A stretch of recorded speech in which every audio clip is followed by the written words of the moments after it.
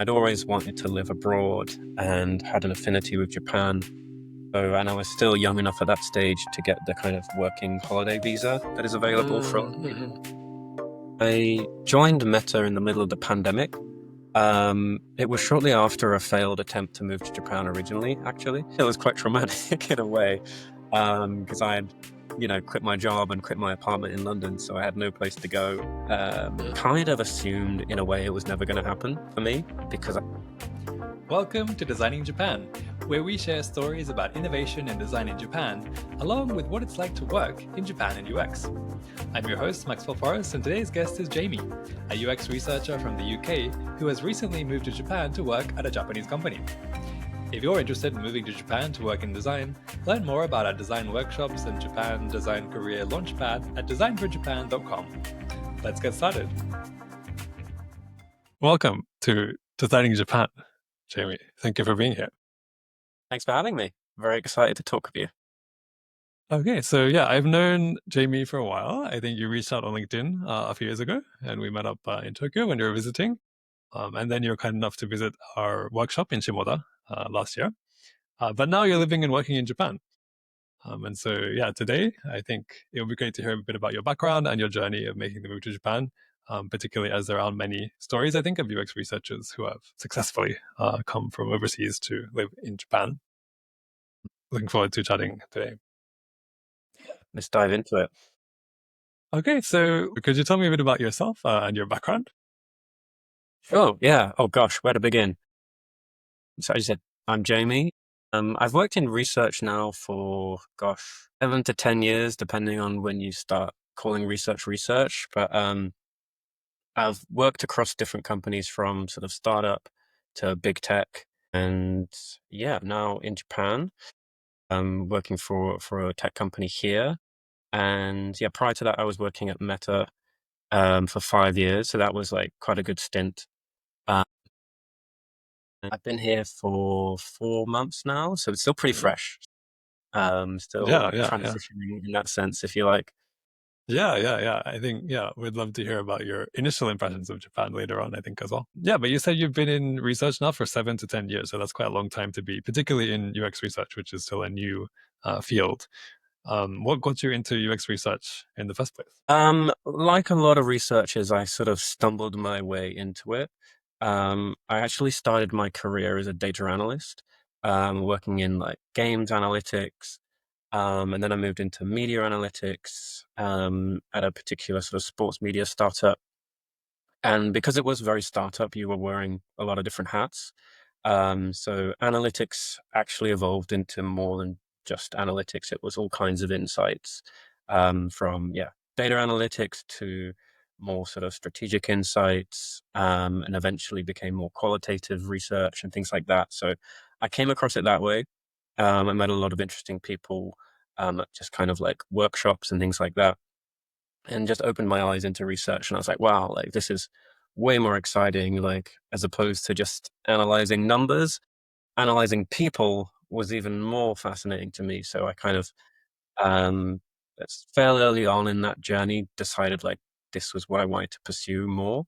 So yeah, just started doing more self-study and sort of tried to, where I could, influence my current role to be a little bit more skewed in that direction, and kind of pushed on from there. That's really interesting. I think there's not many data analysts who sort of transition to UX research. Do you think? I feel like it's often the opposite. It's like a UX researcher trying to move into data analyst to do more sort of quant in the work. Yeah, true. Although I think that like it's interesting speaking to researchers. There's all manner of different backgrounds that they come from. Mm. There's very rarely like a standard pathway, I seem to find. Maybe sort of like now, obviously you've got like HCI um, degrees, and psychology seems to be the other like most common path. But prior to it becoming a little bit more commonplace, like there was no real like awareness or set Mm. pathway. So I think I'm like quite a lot of people at this stage where they kind of just stumbled onto it, really. Yeah. And then I think before coming to Japan, you mentioned that you were in Meta, so you're in big tech in the UK. And I think a lot of UX researchers around the world would really love to work in big tech and experience that. So I'd love to hear a bit about how you got into that and what it was like. Yeah, actually, I joined Meta in the middle of the pandemic. It was shortly after a failed attempt to move to Japan originally, actually. Oh, wow. Um, the pandemic sort of screwed up those plans. So I was back looking for work, and just on LinkedIn, I saw that there was a role for Meta. Um, didn't hold too much expectations, to be honest, because my resume wasn't like hugely deep, I would say, at that point. But like a lot of people, you just sort of hit and hope and see what happens, and went through that process. And as a lot of people will tell you, interviewing at Meta or other big tech, the process is very long, right? It's a lot of interviews over a course of several weeks. Um, but for whatever reasons, the stars aligned, and I got made received an offer and was very happy to accept.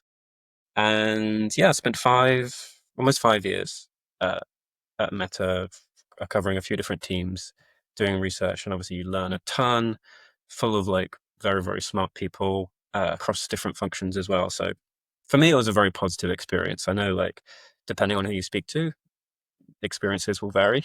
But for me, I had, Mm.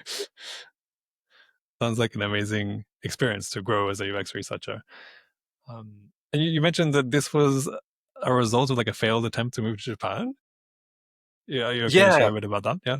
yeah, of course. I mean, I sort of spoiled the ending a little bit there, but yeah, towards the end of 2019, I felt like I'd kind of hit a ceiling in the current company, that the startup that I was at. And at this point, I was, yeah, dead set on pursuing a career in research. But I felt like almost empowered with the knowledge. Okay, I know what my next career step is. I want to do research. So now's the time for something new. And I'd always wanted to live abroad and had an affinity with Japan. So, and I was still young enough at that stage to get the kind of working holiday visa that is available for a lot of Mm-hmm. people. So I'd positioned myself to move to Japan, what would have been in April 2020. I'd planned to do like a couple of months of language school, and then I was in talks with a sort of a different media company in Japan, which is actually a global media company, but for their office in Japan, to work there as well. But like a lot of people, plans were shaken very abruptly by COVID, because I think Japan was one of the more strict countries, right, where they really closed the borders and cancelled all Mm-hmm. visas.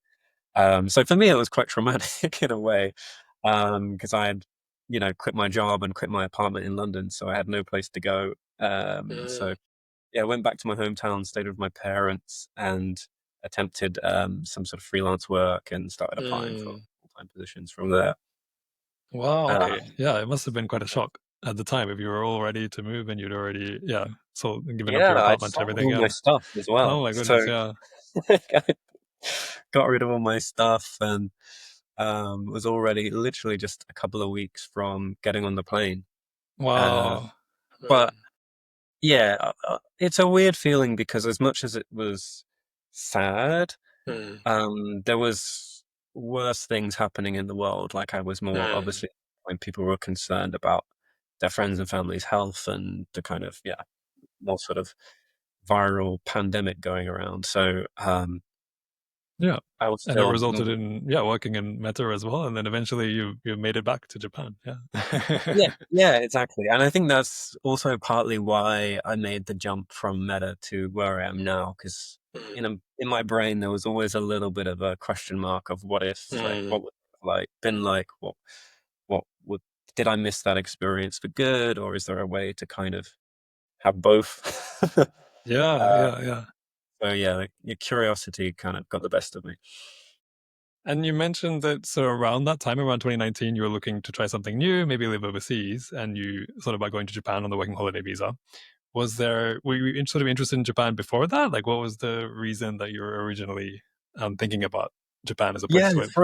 for a long time, I've had like an interest in Japanese culture, stemming back to when I when I first visited with a couple of friends in, I think it was 2009, 2010, something like that.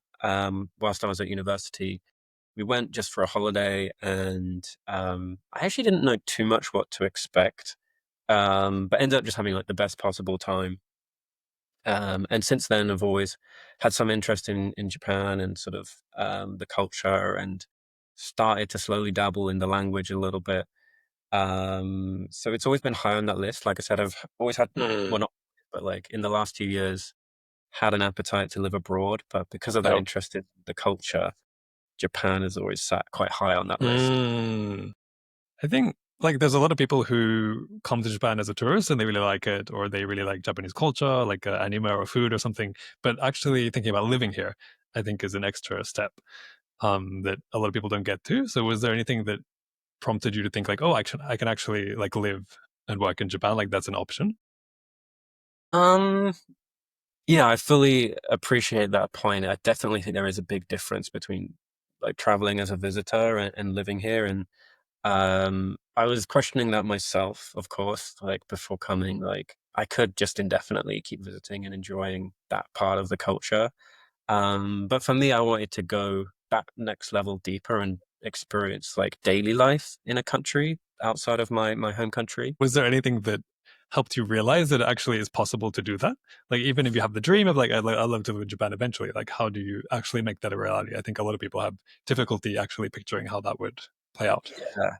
It's a weird one where like obviously Japan, for a lot of like Western countries, there's a lot that's different for sure. Like, and that's part of the appeal that like things are differently. But there's also a lot that's the same, like you wake up, you have your coffee, you go to work, you do your work, you go home, you do whatever you're interested in. So like it isn't like monstrably different in terms of a reality of your life. It's all the kind of bits in between that are different. But, speaking to people who already live there is a huge help. So luckily I had you, Max, who I could speak to and get some feedback on what it was like. And finding the right environment. That's like, I think work is a big part of people's lives. So Mm. doing as much as you can to kind of validate the company that you might work for and what that will be like. And um, yeah, I think also just being open-minded to the challenges that come. And Mm. I think like one of the biggest challenges moving to Japan is all the upfront admin. I was very lucky in that my company supported a lot of it. Um, Without them, or it's particularly with visas and stuff like that, like it's Mm. a headache. So Yep, uh, yep, yep. getting through Yeah, that but is that's part of the fun, right? Yeah. yes, it's definitely Yeah. fun. And that's, I think, part of the trick that at least I don't definitely not perfect at this, but what I'm trying to do or had tried to do was frame all of that as like a problem solving exercise rather than Mm. a pain in the butt. Very positive way to frame it. Yeah. Yeah, Learning experience, right? yeah, yeah. Um, yeah. Okay. So you were, I suppose you were originally planning to go to Japan on a working holiday visa, and then sort of COVID put a stop to that. But then you worked at Meta for a few years, and then you were thinking about doing something again and going to another country again while you're at Meta. Like, how did that, when you're thinking about how you could possibly go back to Japan, what sort of options did you consider then? Yeah, so I made it quite clear to my managers at Meta that I was looking for opportunities to live abroad. And for Meta, obviously, they are a big international company. They have offices in Japan and in the US. For the team I was in, the only sort of like feasible option was the US. And even that comes with a lot of challenges. I think just during like the climate and, there's various layoffs and things like that were happening. So getting internal transfers and stuff was tricky. Mm. Not impossible. Um, but I definitely made that kind of personal goal quite clear to my manager. So it was never, it was discussed like at various regular check-ins and things like that about possibly the US. But I guess like I wasn't as excited about the US as an option. Mm. Nothing Yeah. against the US. It didn't feel different enough to Yeah. justify uprooting my life. And of course, I think Meta does have like product presence in Japan, but the roles are quite few and far between, and there's quite a lot of Mm. people who would Yeah. for those. So the competition is high for a very small amount of positions. Um, so yeah, eventually, um, decided to keep an eye on other opportunities outside the company just in case. Mm. And I And never how thought, did you do that? Like, I mean, isn't it hard to like see whatever jobs are in Japan? Like, how did you go about doing that? yeah, to be honest, for me, um, I was actually very happy in my role. So I wasn't like super proactively pushing other opportunities. All I had was like a few alerts set up on LinkedIn so that if Okay. any user research roles appeared in a couple of different countries that I was interested in, I would get that regular email in my inbox being like, here's some roles. Most of the time, well, first of all, there isn't that many in Japan, so that's a Yep. challenge for research, I think. It's still like a growing field in Japan. Like you'll know better than me, of course, but that was my sense. And then the few that they did have, a lot of them required business level Japanese, of which my Japanese is definitely not at that level. So I'd kind of assumed in a way it was never going to happen for me because I didn't want to divert heavily from my career as a user researcher. Mm. Yep. And I kind of knew that I did want to like push on. So I thought it was never going to happen until one day a role popped up for my current company where it didn't mention business level Japanese required. And I thought, well, this is interesting. Like, happy where I am, but like, what's the harm? So, yeah, I clicked on it, went through that process, and learned little by little, a bit more about the company and the role. And yeah, over that period, got more convinced that it could be a really exciting opportunity. And then, yeah, Mm. ultimately took that leap. Yeah, amazing. Yeah, I think as you mentioned, it's pretty hard to find UX research jobs in Japan in general, let alone ones that don't require Japanese. So I think, yeah, you're really lucky in finding the perfect. Yeah, I definitely think it's easier for more like the reason it's hard for researchers is because we're quite external facing. We do speak to a lot of customers, right? So for most companies in Japan, they're serving Japanese customers primarily, hence Japanese is required. But I think it might be a little easier for positions that are more internal facing. So designers and engineers are the classic ones where I think there's probably more opportunities. So um, if any of your listeners are in those kind of roles, I think they've got a better chance to find stuff. Yeah, yeah, yeah. I think there's a huge number of engineers in particular moving to Japan in recent years. And I think it's a really good place to work for engineers. It's very easy to get by, I think, without Japanese and also to get high paying jobs. But yeah, as you mentioned, for UX research and design, it's definitely more difficult. It's not impossible, yeah, as you can attest to, but yeah, it's definitely not as easy as it is for engineers. For sure. Yeah. And so when you applied to that job, you're applying obviously from the UK. What was that process like? I think sort of applying to a job in Japan from overseas. Yeah, mean, thankfully the company is quite international in general. So it felt very much like applying for any other job. So the recruiter that I was speaking with was a native English speaker. Um, I think the biggest difference was some of the interview sessions. There was a translator in there. So that was unique for me. Like, I haven't done an interview in sort of a dual language before. Um, but other than that, it felt like any other interview process. Like particularly for research, all the same principles apply. They want to understand your methodology and your sort of product knowledge and your cultural fit and things like that. So I don't think there's anything like too unique in that sense. But of course, the one of the questions that came up in every stage was like, why do you want to move to Japan? Yeah. So like, I don't know how they felt about my answer, but like, all I could do was be honest, I suppose. But yeah, I'm not really sure what exactly they're looking for, but more just maybe your passion, I suppose, Mm. and interest, genuine interest in moving. Yeah. And so you had all of the interviews online, then remotely. You didn't have to come into the office in Tokyo to. Yes, it before was getting all the job? Yeah. online. Mm. However, for me, it worked out quite well because September last year, you'll remember we had the Shimoda workshop that you ran. That was amazing. That happened at the time where I'd just finished all the interviews, so I sort of just sent an email saying, "By the way, I'm going to be in Japan. Would you like Mm. for a coffee to the Yeah. hiring manager?" And they were very receptive of that. So I think overall that played into my favor. I could get like a little Mm. bit of face time. So Yeah. um, obviously, I'm aware that most people can't do that. It's just the timing and just the effort of being there. But for me, it worked out quite well. And yeah, it's I made sure to bring a little souvenir with me and sort of Mm. leave a good impression. Uh, Yeah. so I think it worked out quite well. Yeah, yeah, yeah.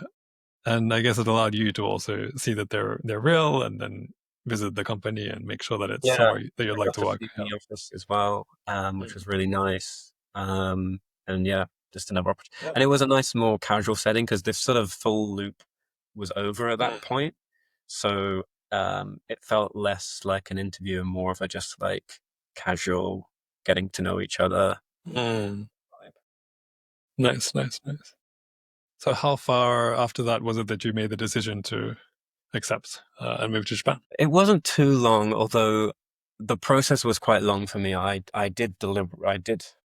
Not sure how much I should say, but I took my time, shall we say, to come to that decision. It definitely wasn't an easy one to make for sure.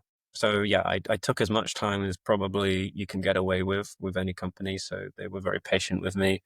Um, both companies, because I also was maybe a little too transparent with Meta at the time that I was contemplating this. Mm.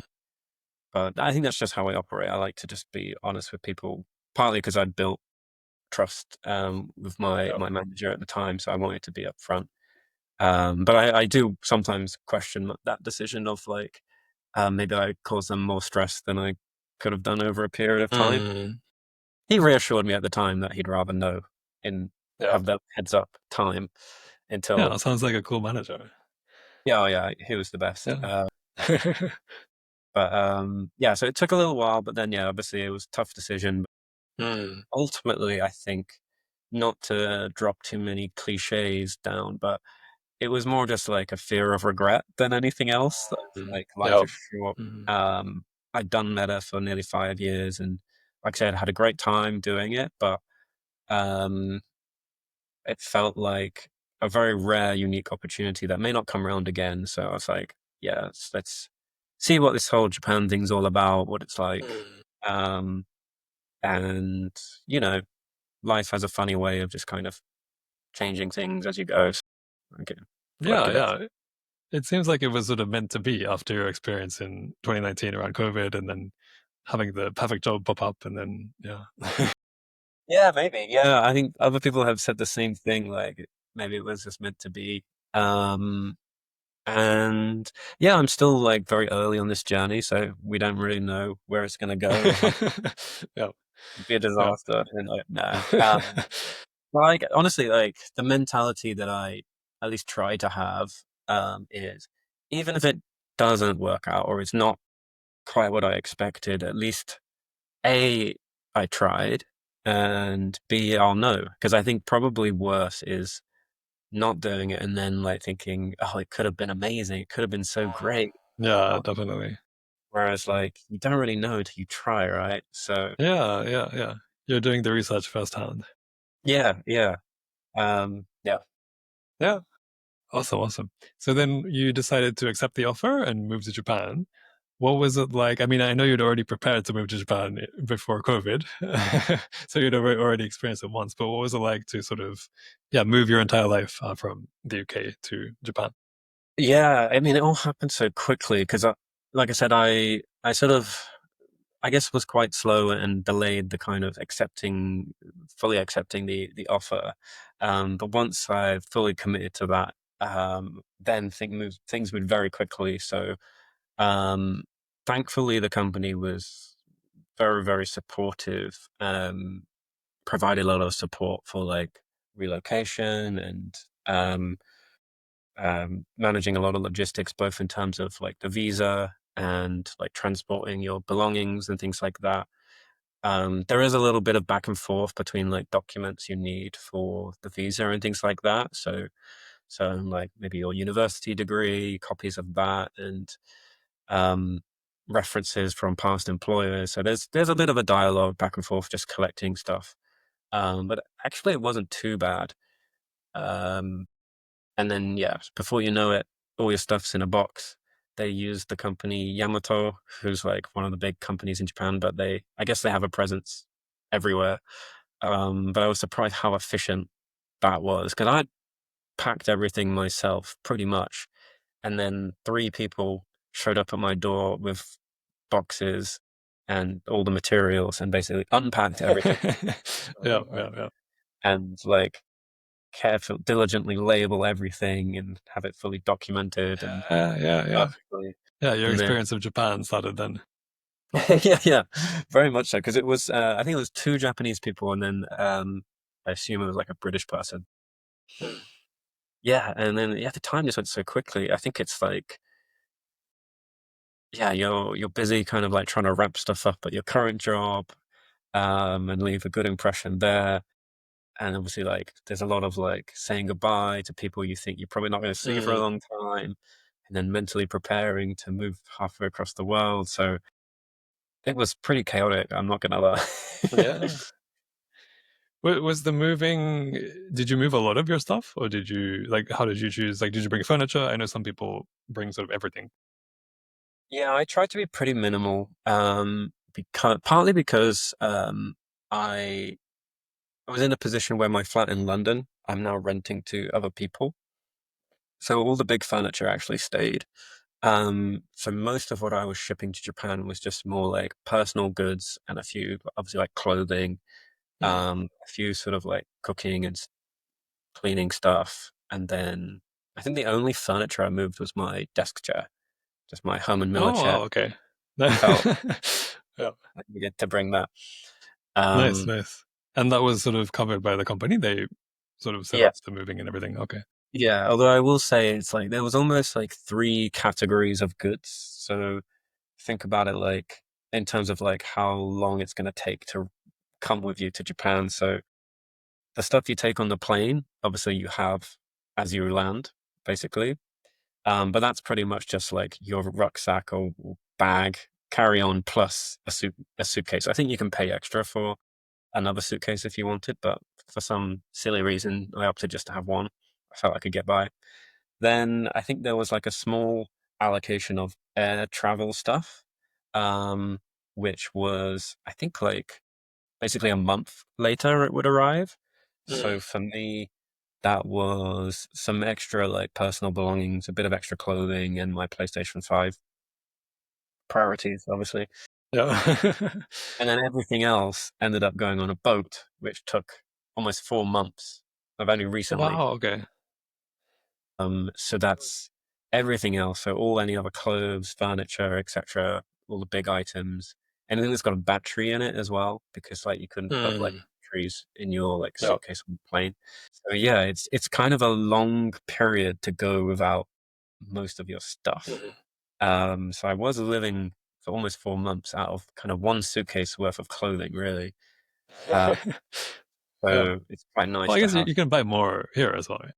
Yes, exactly. Yeah, I did definitely buy a few items, but yeah, it's a weird feeling. You do realize like actually we don't need that much stuff, I guess. Mm. It's Yeah, more like yeah, yeah. the household stuff actually is I end up buying a lot of different like cooking equipment like cups and mugs and pans and stuff like that. Yeah. So yeah, you've been here for how many months now? 4, 5 months? That's all, yeah. 4 months. Okay. Yeah. Yeah, So yeah, what's it like for your first 4 months? I think it's something that you've been thinking about for a long time, and then you finally come here and you started working and living. You have an apartment now. Yeah. What's your sort of first impressions of life in Japan? wow, big question.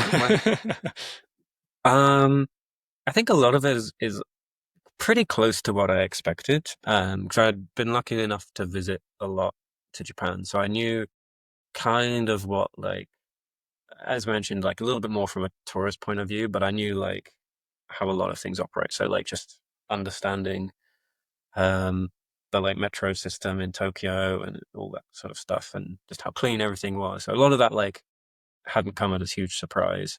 First impressions though, of, like I think for me was um not necessarily on the more positive side, but like when you first land, there's a lot of admin to do, right? So Mm.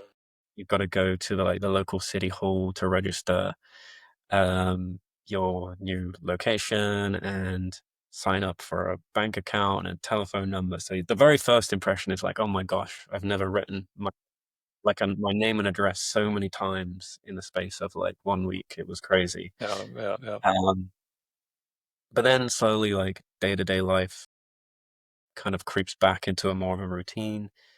And yeah, I think it's probably, um, gosh, it's just a always not shocked, but like always amazed by how busy Tokyo is. Like, I think I was coming Even from London. compared to London. Yeah, London's busy, but I think just I think Tokyo is busier, but it can get away with it because people are a bit more organized as well. So like the flow of like human traffic in the stations is just so much more.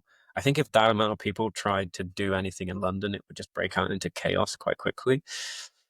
um, but yeah, what else? I think the other thing that I wrestle with mentally quite a bit is the work-life balance part.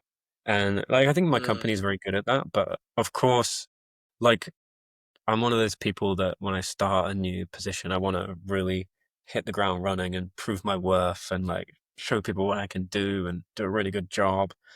Um, but equally, part of moving here was to enjoy Japan, right? As well, like Yeah, yeah, yeah. work late night every night, come home, collapse, and then do the same again the next day. Like I want to actually have energy to go out in the evenings and explore or do stuff on the weekend. So there's that tension or balance that I'm trying to find, which is like still make headway with the new job and Mm.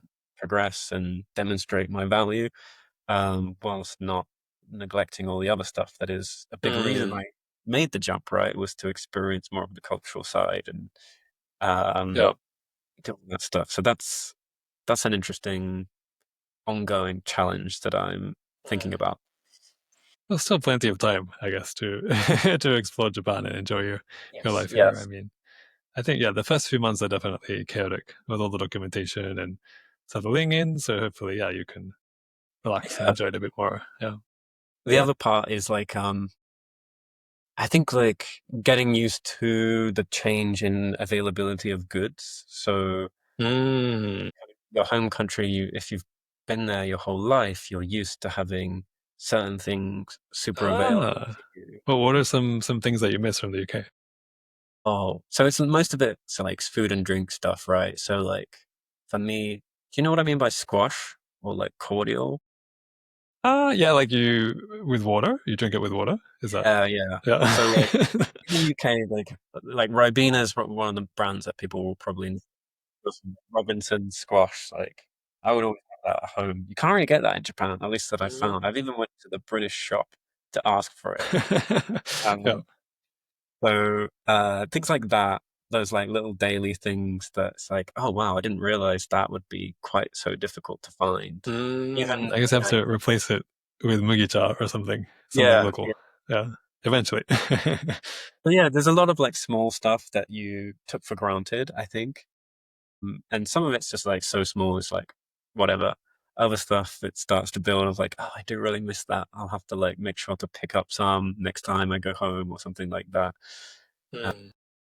and yeah, just getting used to a change in diet, right? Because I'm Mm. definitely eating more rice and noodles than I was Yeah.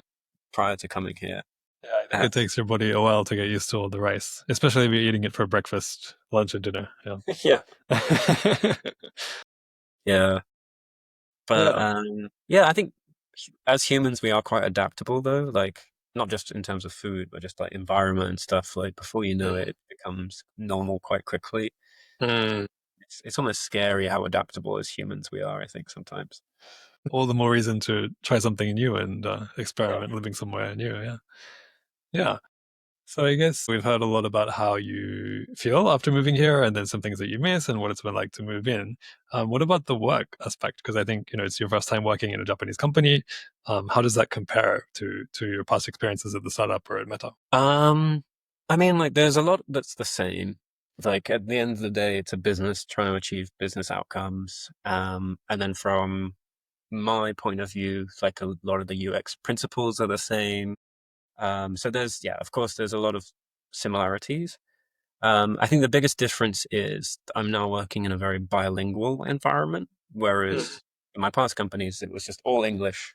And then unless you had like small little groups of teams where there was another prominent language, like, you don't want to stop people speaking a language, right? But the default was sort of English, whereas at this company, it's almost like 50% English, 50% Japanese. And Mm. it'll swing a little bit depending on the team. Um, it's quite interesting. Like a lot of the documentation is in both, and just managing that. Uh, But when you say it's 50% English, 50% Japanese, like what do you mean by that? Like the conversations or the people or? yeah, pretty much. I guess like 50% is I would say maybe it's more like 60, 70% Japanese, 30, 40% English. And that goes Mm. across like the communication, the documentation, just the people. But I guess rather than in English, I mean like international folk, versus local Japanese people. So yeah, there's lots that's done to try and help be supportive of international people, which is great. But it's definitely not plain sailings all the time for sure. Like there are Mm. instances Mm. where you find yourself in a room and everyone's Japanese, they're just speaking Japanese, and you don't really want to be the person to be like, "Can we speak English?" Yeah, yeah, yeah. Because there's different levels of language ability as well amongst all groups of people. So among more of the international people, there are people who speak perfectly amazing Japanese and they've been in the country for a long time. And then there's people like me who are more kind of like lower level Japanese, but looking to improve.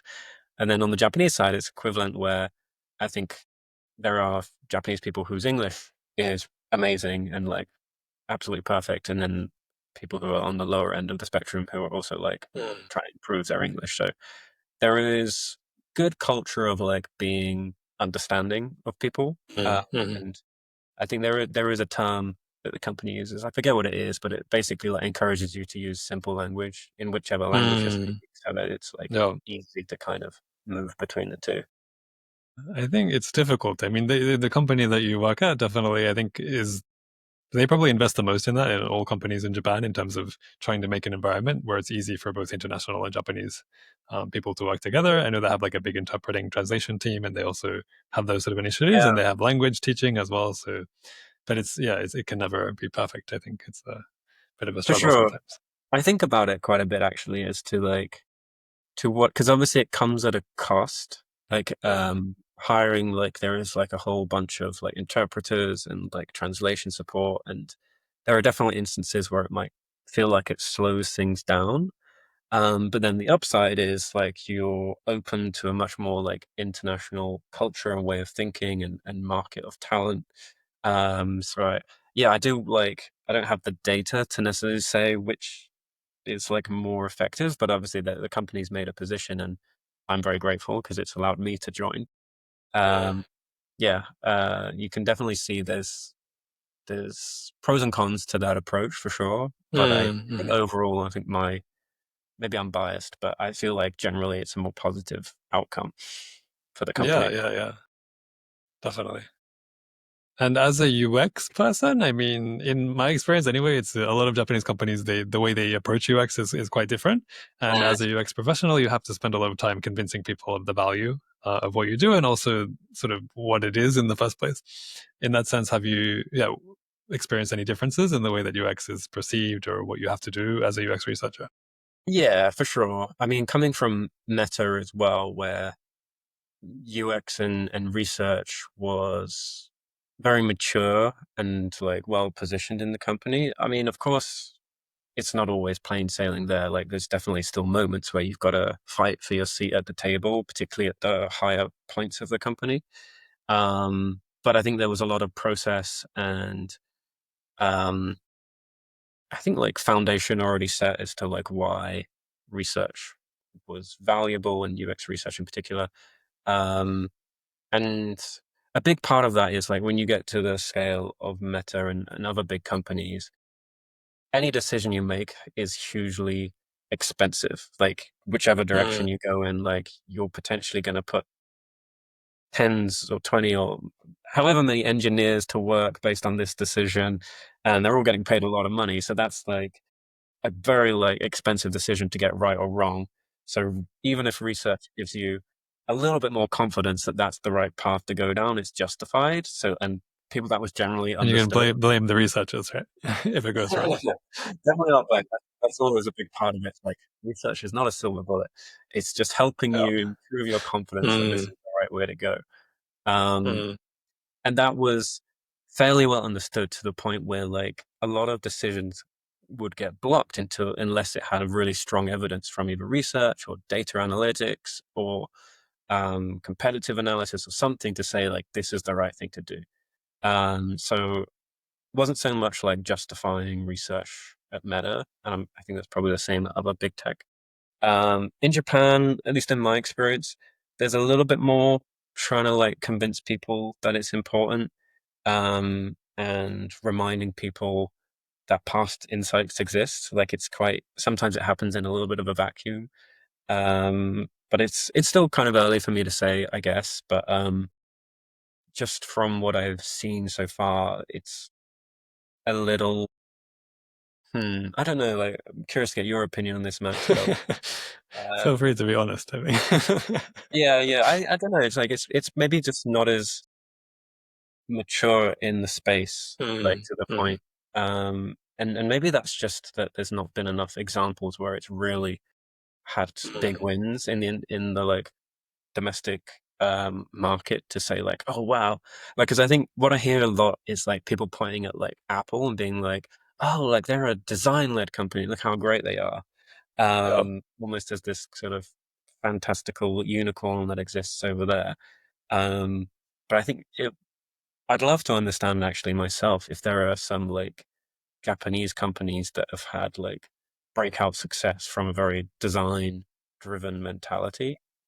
Um, but yeah, I don't know. I get the sense that like Japan is maybe it's a stereotype, but sometimes a little resistant to change. So Yeah. there's a little bit of effort to kind of like push people's thinking sometimes.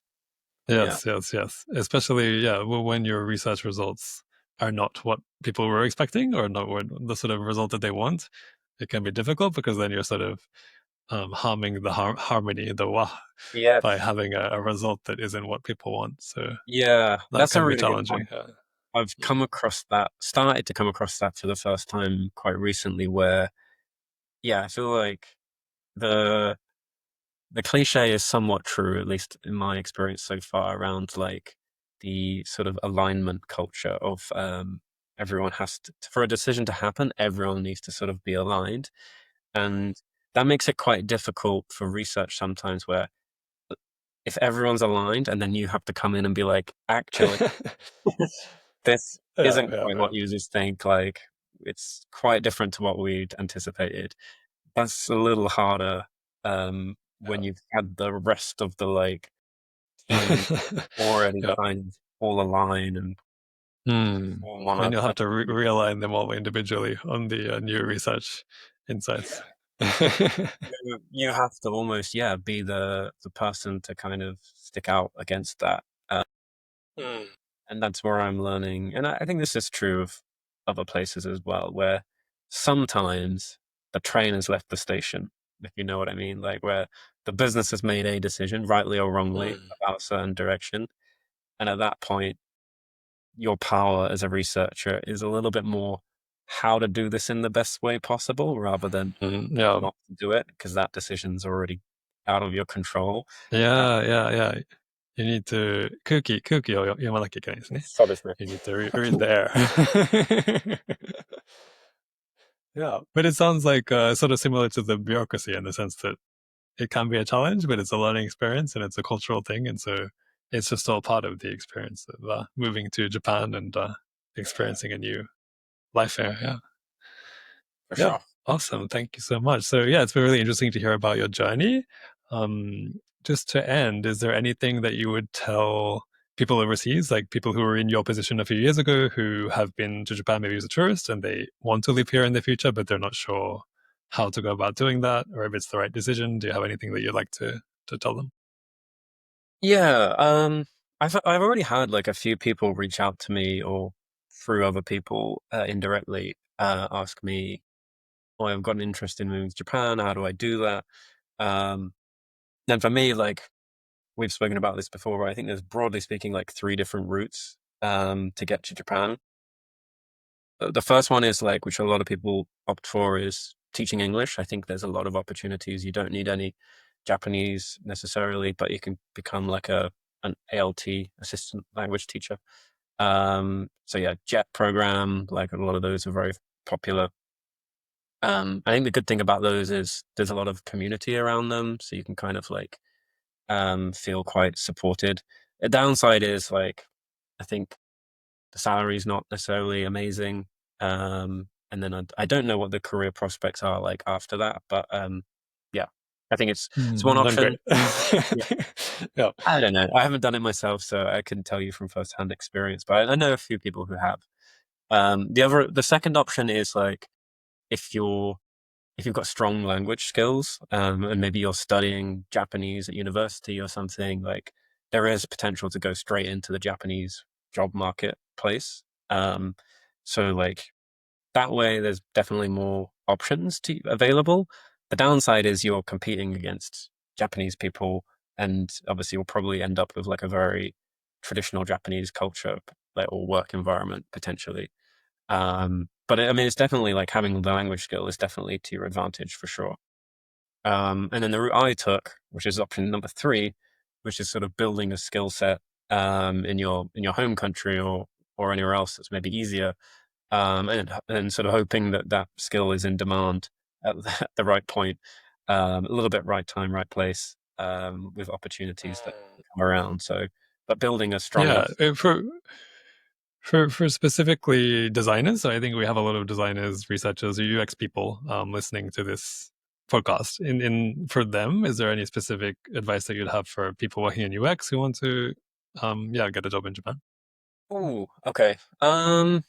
Gosh, I don't know if I have great advice because, like I said from my story earlier, it was pretty much serendipity of just the alert popping up on LinkedIn. I think probably the best advice I could give is to network. So the fact that like how you and I met, like I literally just cold called you almost, like messaged you on LinkedIn, because I saw you were working at like one of the few companies that does hire international people in UX research. So I was curious um, to get your thoughts. So I've done that with a few people, and I think that's always good to just get an understanding.